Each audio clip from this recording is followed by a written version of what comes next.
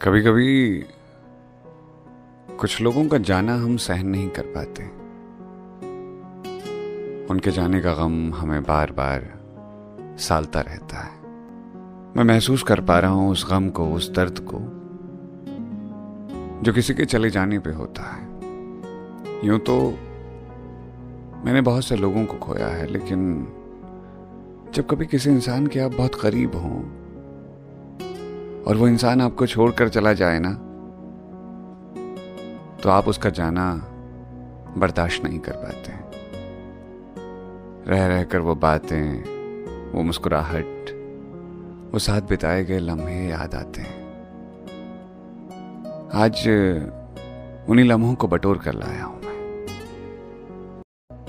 ये जिंदगी जितनी उजली दिखती है, उसके गम उससे भी ज्यादा अंधियारे में रहते हैं। इस खत को सुनाते हुए मैं कोई कागज लेकर के नहीं बैठा हूं, ना ही कोई कलम मेरे हाथ में है। बस कुछ लम्हे हैं जो मैंने और आपने साथ में बिताए। जब से आप गए हो ना, वैसे तो कोई दिन ऐसा नहीं बीता जब आपकी याद ना आई हो, लेकिन आज बहुत निसास लग रहा था। रह रहकर तुम्हारी वो बातें याद आ रही थी। तुम्हारे होने से घर में कितनी रौनक रहती थी ना। इन दिनों वो रौनक रूठ गई है। रूठ क्या गई है, मैं कहूंगा कि विदा हो गई है। आपके होने से जो चमक आती थी घर में, वो चमक अमावस की काली रात के अंधियारे में सिमट गई है। जिस रोज आपका जाना हुआ ना,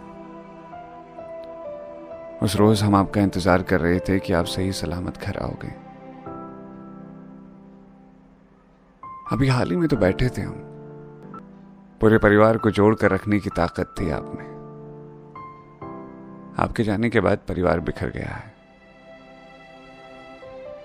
हम सब अपनी जिंदगी में धीरे धीरे आगे बढ़ना सीख तो रहे हैं, लेकिन हम जानते हैं जो झटका हमें इस बार लगा है, हम उससे कभी उबर नहीं पाएंगे। हम कितना भी ट्राई कर लें, हम खुद को संभाल नहीं पाएंगे। आप हमारी फैमिली को जोड़ कर रखते थे। पिताजी से लेकर के भाई लोग सभी उदास हैं।